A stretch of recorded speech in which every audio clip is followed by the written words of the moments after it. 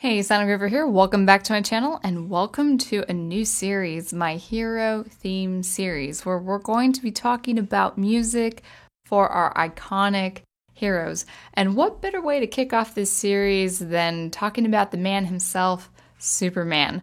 So let's go ahead and get started. So I have here a piano reduction, a score that doesn't exceed 25 bars in length, so it's not the whole song, but that's okay because we're talking about theme, and theme is a melody. And so we'll start off with melody, and then we'll go ahead and talk about other features in this great piece. But before I do that, let's just go ahead and take a listen. This is a MIDI playback keyboard, so it's not the iconic magnitude of the orchestra, but just let your imaginations run wild and dream up the orchestra as you listen to this piano reduction that I made.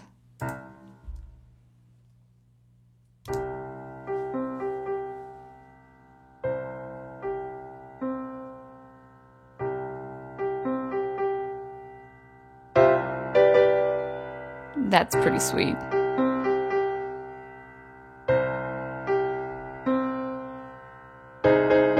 Love those chords. And then we ramp it up into a new meter and, of course, the melody.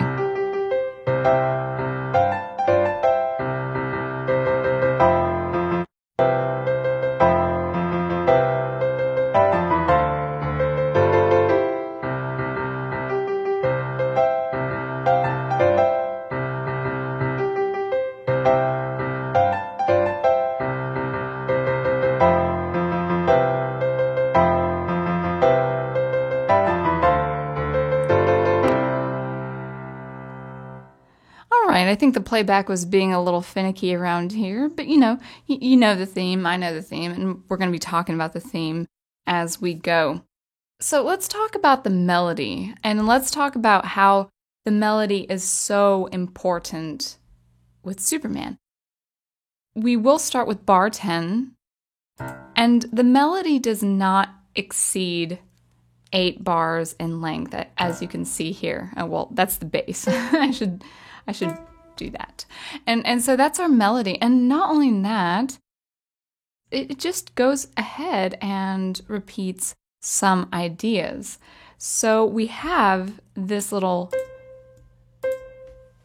2-bar phrase here before we repeat the same 2-bar phrase here with just a slight variation with this one beat here before accenting in the subdivision of that beat. So we'll just go ahead and play these 4 bars.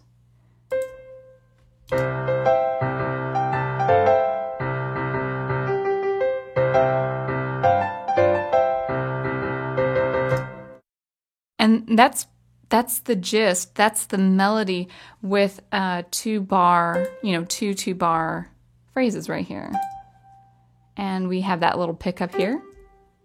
And there, before we pick up into the next phrase before we conclude the whole melody. And why don't we play that next phrase? So again, we've got 2 bars.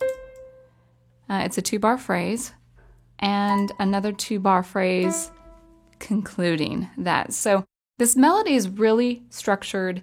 It's 8 bars in length, but it's composed of 2-bar phrases, 2-bar constructs. And we love that symmetry. We love that symmetry in music. If you're used to listening to Western classical music, that is very much a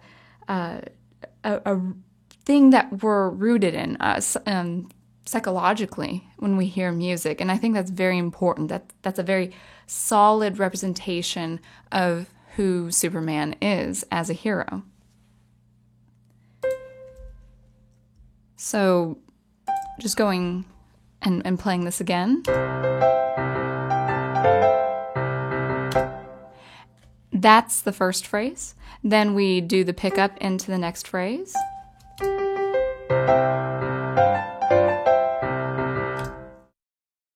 And all that changes, between these 2-bar phrases here and these two bar phrases here is actually this little A jumping down or hopping down to that tonic chord.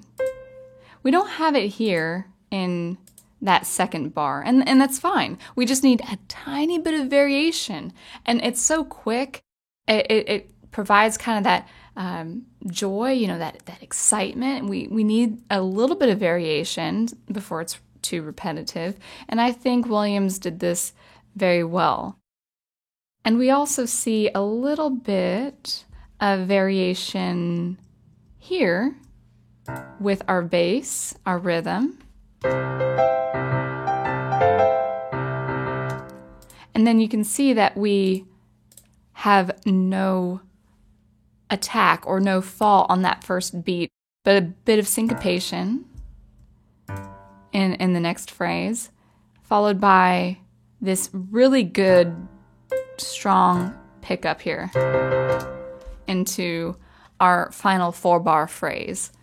So not much variation, and that's not what's needed. We need something solid. We need something repetitive. We need to feel like we are rooted in the ground with a character like this, someone who is constant, with good character, virtue, nobleness, and all of that. So let's go ahead and listen to these 4 bars again.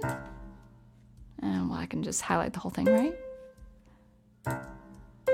There we go.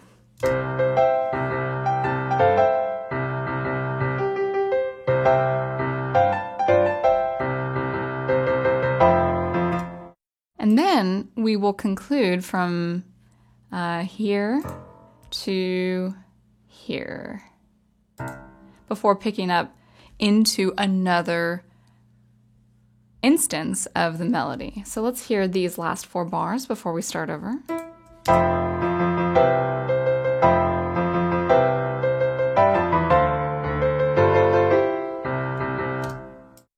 That is one of the main ingredients of a good melody.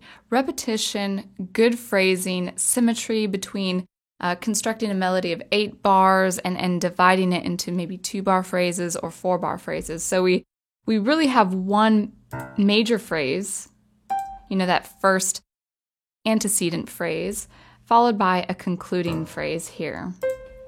And that is the perfect structure for a great melody.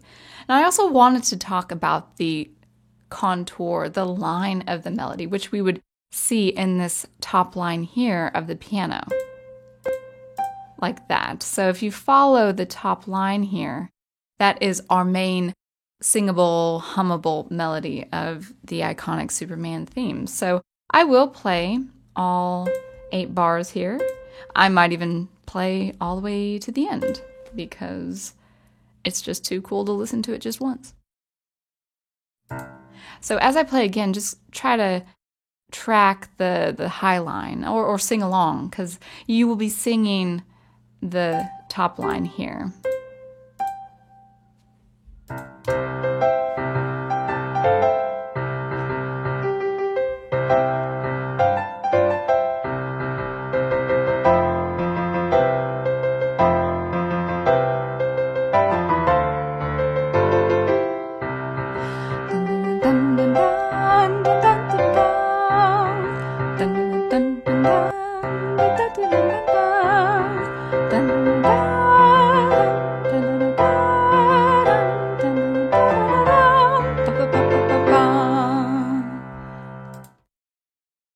It feels great every time you hear it, every time you sing it. So why does it feel great? Well, I have one reason why something like this melody feels so great, and it's the use of leaping motion. So there's nothing wrong with stepwise motion, you know, going between 2 notes that are very close in distance. But what makes the Superman theme so iconic is that Williams uses several leaps. We're going from a C to a G here.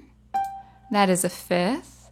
And then we do a little bit of stepwise motion here. We kind of need that as our bass. You don't want to continue doing these sweeping leaps and these huge intervallic relationships, but something like starting from a G here, and then you're going up a fourth, up a fifth. And so that kind of motion that extends to that entire octave gives you a swelling. It gives you kind of this heightened sense of anticipation, and you, of course, need that when you see that red cape flying. So, yeah, there we go. And so Williams was spot on for doing something like this. And now, when you finish that first 2-bar phrase, you're jumping down to that pickup. And that is an octave. That's quite large.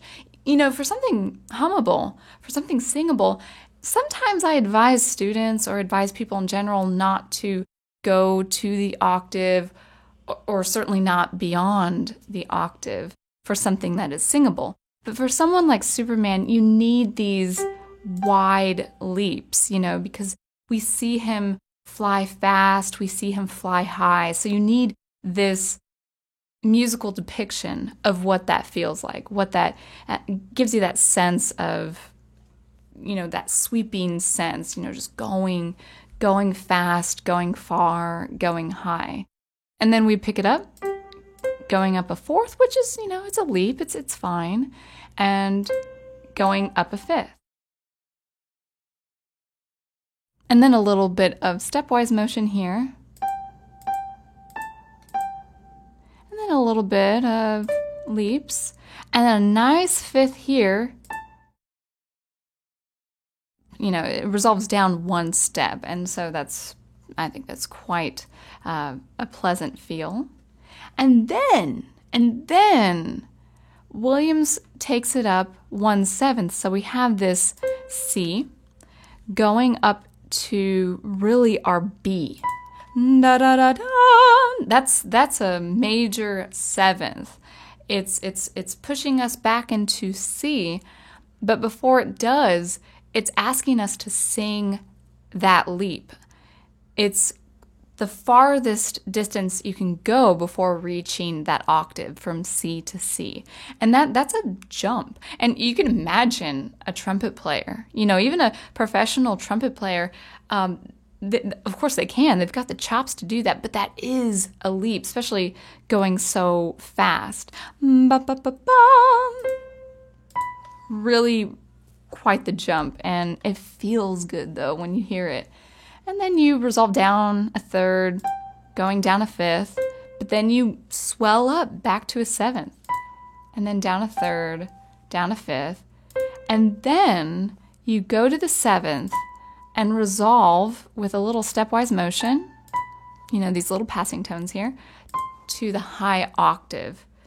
And then you get into, we'll talk about harmony in just a little bit, but then you get into this like plagal cadence to the main tonic. So a lot of leaps, and not just leaps, but leaps done in a very fast, wonderful swelling sense of motion. Because right now we're in 12/8, which is, you know, you group it in four groups of 3 that are equidistant from each other. And 1/12 in this meter can be very fast. So let's go ahead and hear it again, knowing really what is in this melodic line in terms of wide intervallic relationships and distance. And I just want to play it again. Actually, let's go ahead and start with this pickup here.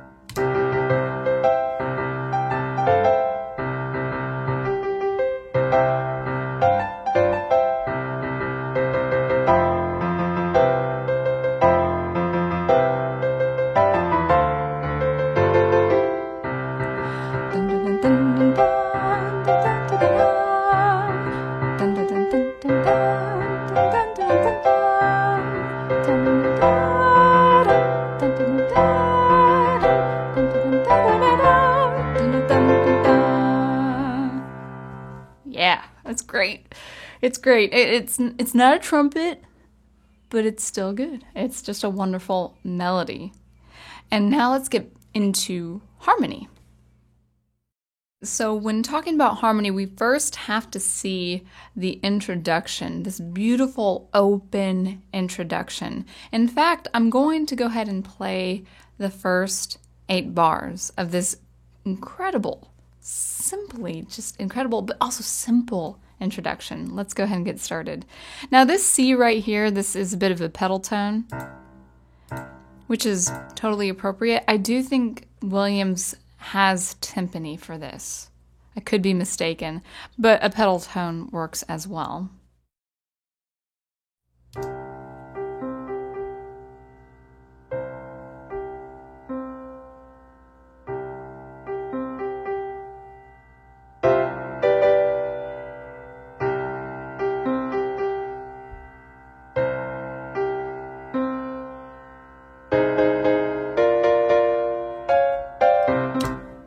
All right, we won't get into that wonderful speed yet, but talking about harmony, why this works for Superman is that we are using very strong chords and we are centered on a key. We're in the key of C, and that's a perfectly fine chord. It has a sense of joy and happiness. Now people may debate me on this, thinking, oh, this should have been an E flat. This should have been in something with more sharps, more flats, or something like that. And I think that's fine. Every key has the same tonal relationships, of course. But I'm glad that this is in the key of C. I believe it's in C. I could be wrong with the original soundtrack, but we're in C right now. And we'll just talk about this being in C. C is our root. So we have our low C here in the bass, and we have a G going down to C. Now, G to C, these 2 bars right here, G to C, that's all you see. That's all that you hear. G is the 5th above C. And 5th, the 5 chord, that is our dominant chord of our key. We've got our tonic, which is the C, that's the root, that's the most solid place you can be in the key of C, C. And dominant is the 2nd strongest chord. It's used to resolve to C. And this is all we have here, all the way up to this bar here, where we have, actually, interestingly enough, as I had seen in this transcription, we have C down here, G, C, and E, and then we've got this beautiful F right here. And so if you play it together,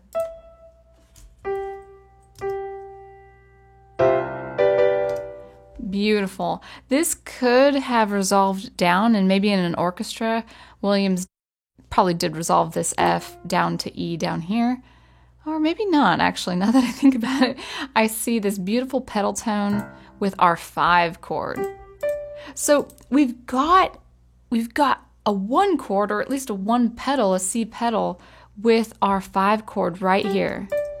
And our 5 chord wants to go back to our 1 chord. So our G chord wants to go back to our C chord, which we do. And by the way, this F is going to be very important in the future. So let's go ahead and listen. In terms of intervallic relationships, notice how wide this motion is. It's open. These are open chords. When you think of open, you think of just something consonant, but not only that, you think of scope. And we have to have scope with someone like Superman.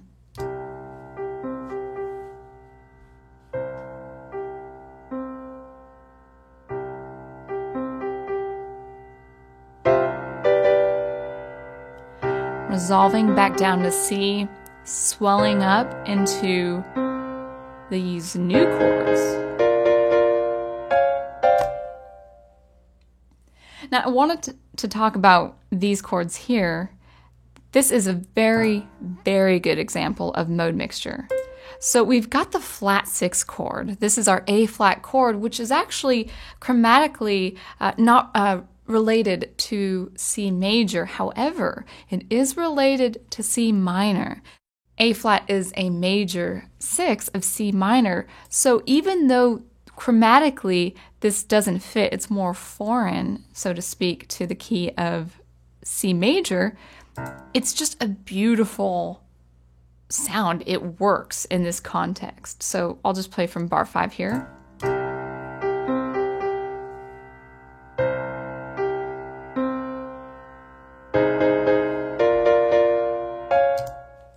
And then we've got a B flat chord, which is the flat 7, also an example of mode mixture. Very totally appropriate chords for C major. We'll play this one more time. And that's actually in this reduction here that I have. These chords here really are going to be the most chromatically dense, these mode mixture, these chords that are a great example of mode mixture. These are the only chromatically, so to speak, distant chords. Everything else is going to be pretty solid. We've got our 1 chord, our strongest chord, our 5 chord, our second strongest chord, and our 4 chord, our F. That's where I was talking about with this F here. So one more time, just hear the openness. I believe this is a French horn. You know, it's like it's hearkening us to something big, something to anticipate.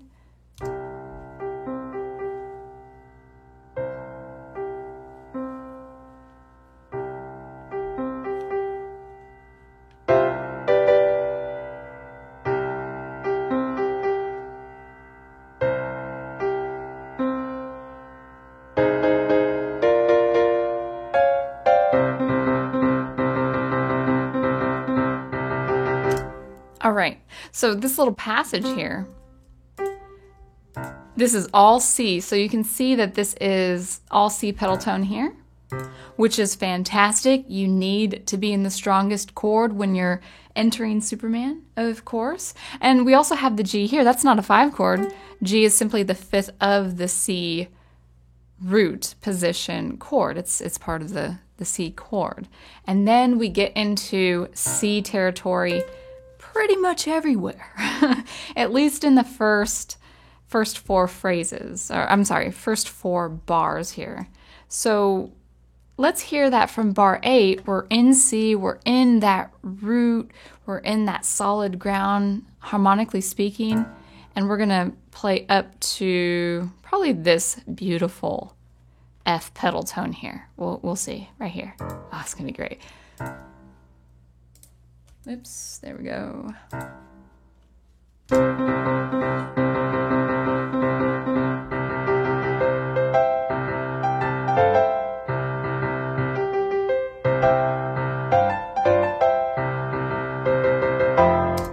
And then we stop, but don't worry, I will play it all the way through because it sounds so great. Now, all this is C. So we have our C pedal tone here, we've got our C chord here, our strongest chord. Now we have an F chord here with a bit of our 5th, you know, that 5th note, or it could imply that this is an F chord with a G in the bass. And then we just take it away back into C here and C here, and a little bit of non-chord tone here. Oops, there we go. But they're so, these chords right here are just so short in length that we don't really hear it move anywhere else besides staying in C, and that's great. We have a little bit of a passing tone here into C, but we're mainly in C. We are in C for these first 4 bars. You can see I'm kind of new to the software. Okay, it doesn't want to highlight. There we go. Maybe? There we go. I think I was pushing Control instead of Shift.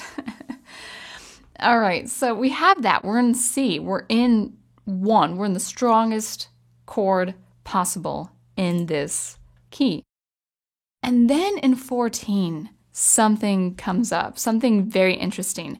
We add a 7th to that C chord. So we have the C, and then E, G. You know, that chord is often found in, the French music of the late 1800s into the 1900s, of course, in jazz and all of that. So Williams was specific in adding this major 7 to the C. Now, the interesting thing about that 7th, that major 7th, is that actually it's pretty dissonant, a relationship between B and C, even though it's in relation, it has a relationship between this C down here. It's open. It's got that open chord sound, or the open interval sound. It's pretty open, almost ethereal in a way, a bit ambient, if you will. It's actually really closely, it has a very close distance because it's the same here. Just 1 half step above. Now you can't really see that half step because of this spacing here, but it causes a little bit of dissonance. It's not quite that C chord because B is the leading tone. It adds tension. It wants to be in C, but this is quite unusual because it is in C. It's on a C chord. It's resting right on top of the C chord. And I really love that Williams used this because this is the second part of this major melody, the second half, the start of the second half of this great iconic melody. And he uses a B, which is really close in distance, really dissonant, if you will, to C. And I find that fitting of Superman's character because he is on Earth. He loves Earth. Earth is his home, and he's there to protect and defend Earth, but he still is from another planet. He is still from another world. So adding that B, you get a sense of space and you get a sense of it being rooted deeply in solid ground, like Superman really does belong on Earth, even though he is a little bit different. He's not like everyone on Earth. He is different, but he chooses to defend Earth and protect Earth. And so I like that slight dissonance that he's still true to his home. He's still true to himself.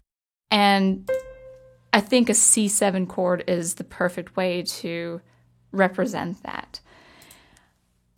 But underneath this C7 chord is a beautiful F, almost pedal tone, not quite, but it's a beautiful, just kind of hearkening F. Now, F is the subdominant of C. F is the 4 chord. It's not as strong. It's not quite as strong as the 5 chord with that leading tone B, but F-A-C, well, you've got C in the F chord. And so this has just a slight dissonant pull, but it also feels right. It also feels perfect to the story, perfect to Superman's character, even though it has a bit of that dissonance. So we're not quite in C. We've got the C chord here, and then just a little bit of that tension with the leading tone, and then the 4 chord under it, or really the 4th degree of C under it. It's not the F chord, but it is pulling us to the F chord, to that subdominant chord. So let's maybe go back a little bit to here, and then hear it as it should sound.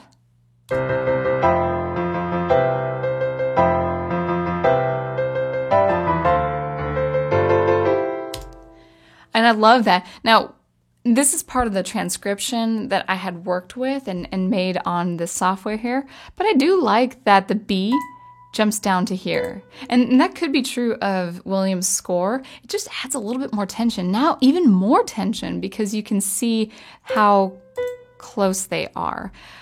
But when this happens, we're back in C. Oops, there we go. We're back in C here. So it's an okay chord. It's the C7 chord without the F this time.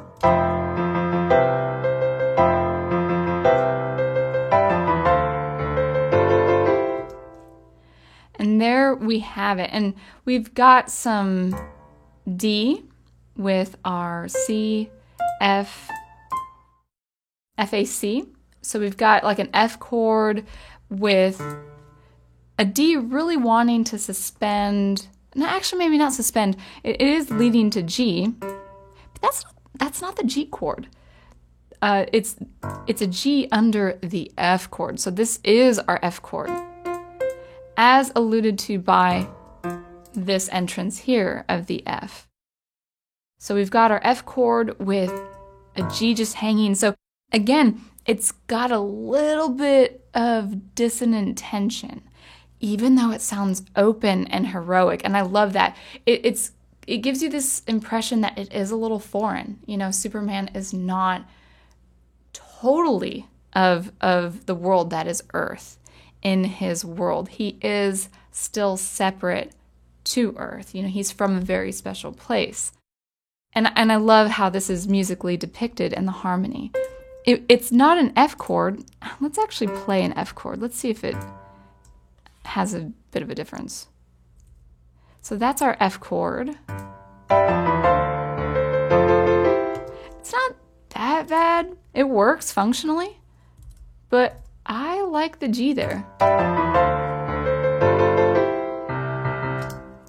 Now the G, if that were to be a G chord, that would be fine functionally, but it's going between the subdominant and dominant. So a strong chord with another strong, maybe even stronger chord leading to C. And the last thing I want to talk about with harmony is this F relationship. So what's happening is Williams used the 4-to-1 chord.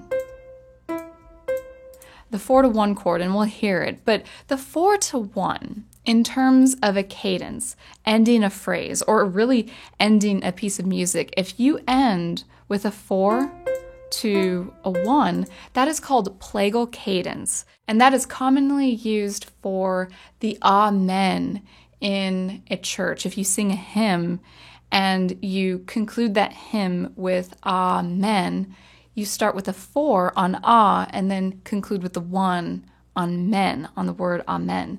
And so it has a regal, a spiritual quality to that chord. We've established that since probably Bach's time, the 4-to-1 chord. And so you have a sense of spirituality. You have divinity, if you will, linked to the iconic Superman. And so I think this harmony going from the 4-to-1 is actually very fitting to this character. So that's what I want to say about harmony. Let's go ahead and listen, passing from C chord to the F chord with some non-choral tones and great suspension once more.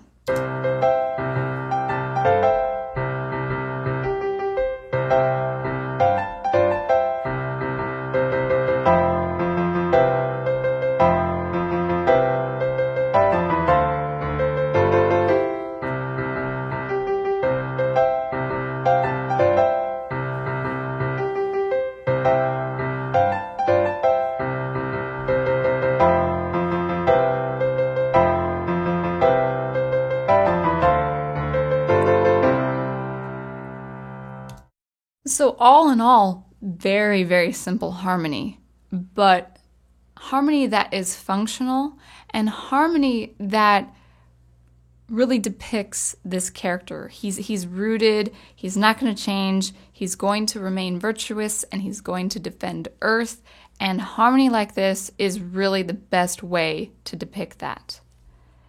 Now, on to meter. And now we're talking about meter and rhythm. Let's start with meter first.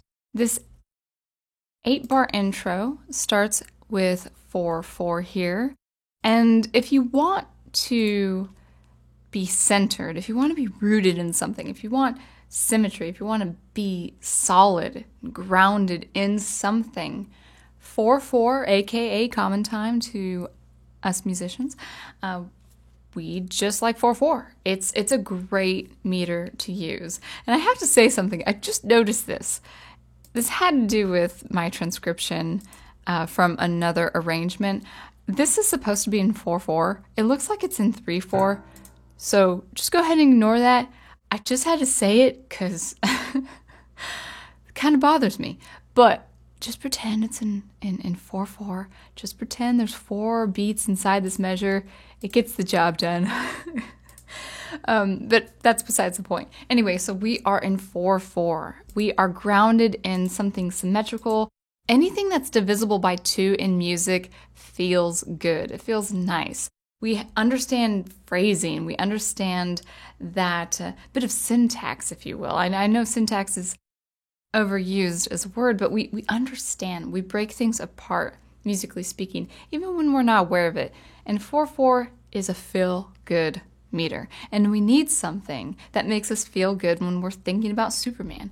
So I'm going to go ahead and play this 4/4 meter all the way down to the end of bar 9 before we get into 12/8.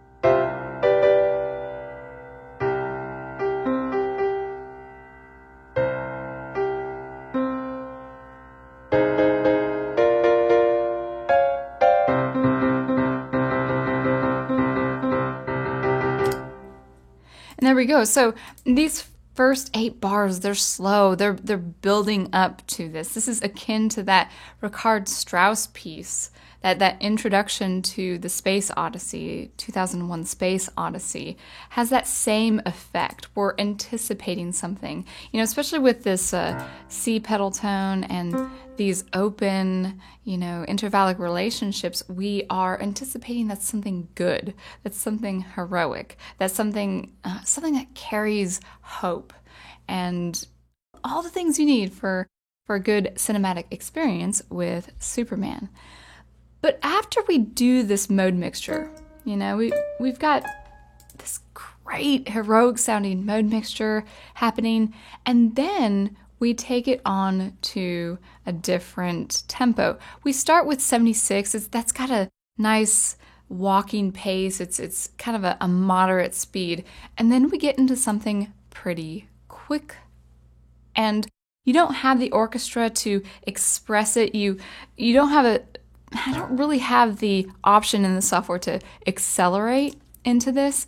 If you were sitting in an orchestra, chances are the conductor, probably by this point, maybe this measure right here, they would pick up the tempo leading into this new quick tempo.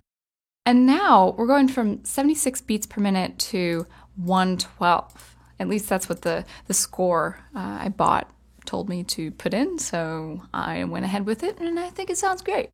But what happens with this new tempo, this new speed, is we're going into triplet figure. So a triplet inside a beat is 3 subdivisions, 3 units that are equidistant from each other inside a beat. So it's got a just kind of an anticipation, triplet. Instead of 1 and 2 and it goes 1 and 2 and triplet. And the great thing about this is we've got a bit of not really syncopation, but we miss playing on a beat on some occasions. So with this here, we're not playing on the beat. With this here, we've got a bit of rest inside this triplet figure, both, in the treble clef here and in the bass clef here. We're also stopping a full beat in the treble clef here and also not attacking on that third beat, that 3 triplet feel. It's just a bum ba dum bum bum bum bum bum bum bum bum. So that rest actually gives you a sense of motion, even though you don't have, technically speaking, you don't have motion when you have a rest. But it's pulling you. It's pulling you into something grand. So we have this nice rhythmic motive here going on with these two bars.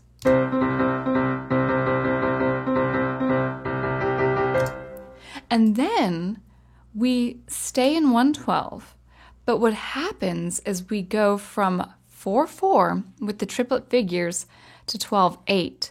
Now 12/8 is a measure that is in a group of 4. So like 4/4, we have 4 beats per measure. 1, 2, 3, 4. But we feel it in 2. We feel 4/4 in 2. 1 and 2 and 3 and 4 and 1 and 2 and 3 and 4 and. So you have a subdivision, but 2 units per beat. With 12/8, we're actually having 3 units per beat. So it is a different feel. 1 and a 2 and a 3 and a 4 and a. So instead of 1 and 2 and, we've got 1 and a 2 and a 3 and a 4 and a bit of quicker motion, but more momentum, so to speak. And 12/8 with 6/8, with 9/8, that kind of meter is commonly used with dance and joviality. It's to bring you joy. It's to heighten that anticipation and almost a bit of gaiety, if you will. You know, you just have this happiness when you use 12/8. And that's not to say you can't use those meters for something slow, but generally speaking, 12/8, 9/8, 6/8, 3/8, those meters are really for something that gives you a sense, an impression that you want to dance. It has a little bit of a skip in the step. So going from that nice stately 4/4 to 12/8, again, it's 4 beats per measure, but the grouping is different. Rather than a grouping of 2, 1 and 2 and 3 and 4 and, we're now getting into 1 and a 2 and a 3 and a 4 and a. So just a little bit. And that's really what causes this melody to kind of, jump out. So let's kind of hear that going from 4/4. See, we're in 4/4 all the way up to here. And then we're into 12/8. So how Williams transfers over to 12/8 is using the triplet, the group of 3. So the triplet in a 4/4 does have that impression of a beat in 12/8. Triplet, triplet, triplet, triplet, 1 and a 2 and a 3 and a 4 and a.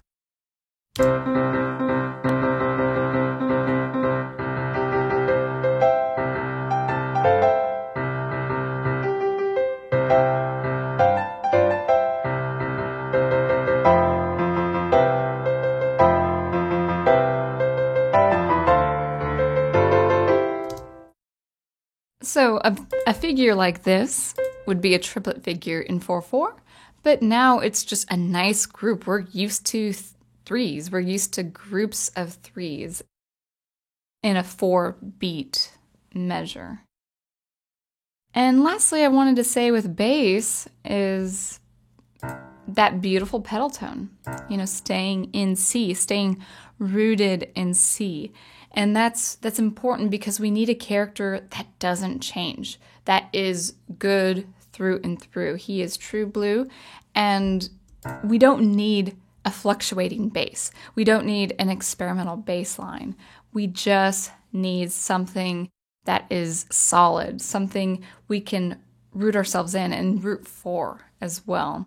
And so that's all I wanted to say about bass. We've got the C here, going to the F, going to the C, going to the F, going to the C, and a nice little dissension down, going into the 5, but it's not the 5 chord, of course, as I had just said before with harmony. We've got that 4 chord as well. And there we have it, and beautiful rhythm. We have that nice beat, and then we're off a beat. 1, a 2, bum, ba, dun, da, dun, dun, dun. Probably botched that, doing that off the cuff, but you heard it enough times, and you can refer to the video again if you needed to hear that rhythm in the bass line.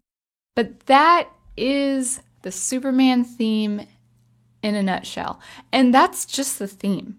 That's not the whole soundtrack. That's not even all of his music that goes with this theme. So you can see the great decisions that John Williams made with this iconic score. So I hope you enjoyed that. There is more to come, of course, with my hero themes. This is the Superman theme of 1978, composed by John Williams. And yeah, I hope you enjoyed that. Until I see you next, keep producing the art you love, and I will catch you next time. Thanks again.